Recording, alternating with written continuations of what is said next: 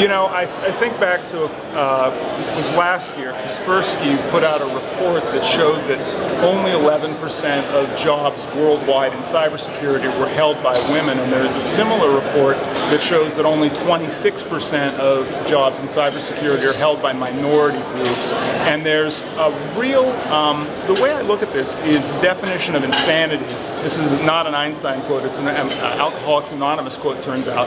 Definition of insanity is doing the same thing and expecting a different result, and that's what our industry has been doing. We've been getting the best graduates from the best zip codes who go on to work at the best companies, and yet still cybercrime is rising. It's estimated by 2021 cybercrime is going to actually cost I think it's billion with a B dollars a year. It's the greatest transfer of wealth in human history that's ongoing. And despite that, we keep saying, well, we want kind of this type of profile. And you look at HR dockets of the individuals that they're looking for, and it's not really an inclusive environment. Part of the challenge associated with that is the image. Quick mental exercise for you. Think of a hacker, right? You got that image in your head. That is probably, they're wearing a hoodie, they're probably pale, male, and stale.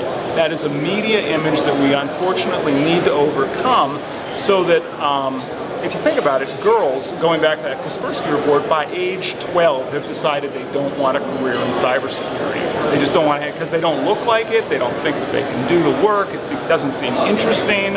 And so part of my responsibility really is to have people include cybersecurity in their job plans. Now, what you can do as an individual, if you're thinking, well, that's fine and great and dandy, but what can I actually do about this? I really do believe that change belongs and starts at home. And so my partner and I have a daughter. And last year after I read that report, I said, you know what? You could write my tweets for me. So every day I post 2 tweets. Well, she actually posts 2 tweets for me. They're based on cybersecurity reports, but they have a specific docket. Anytime you see the word hacker in there, use an image of a woman. Anytime you see the phrase bad guy or threat actor, make sure that it's somebody from an underrepresented group. She gets this, she understands. That's become part of my social feed, and actually some of those are my most popular tweets.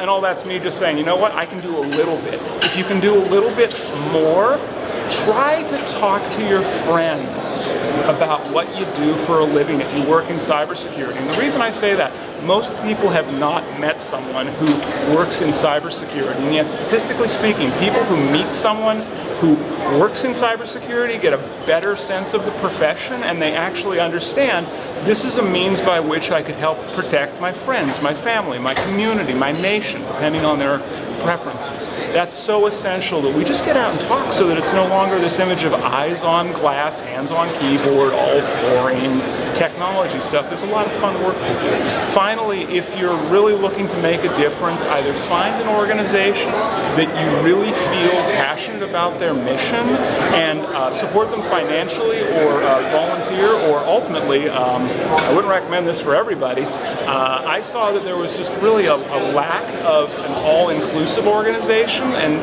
by starting your own, right? It's a great learning experience. It is super challenging. It's a lot of fun. But be the change that you want to see in the world. Don't expect that somebody else is going to take responsibility for making that change for us.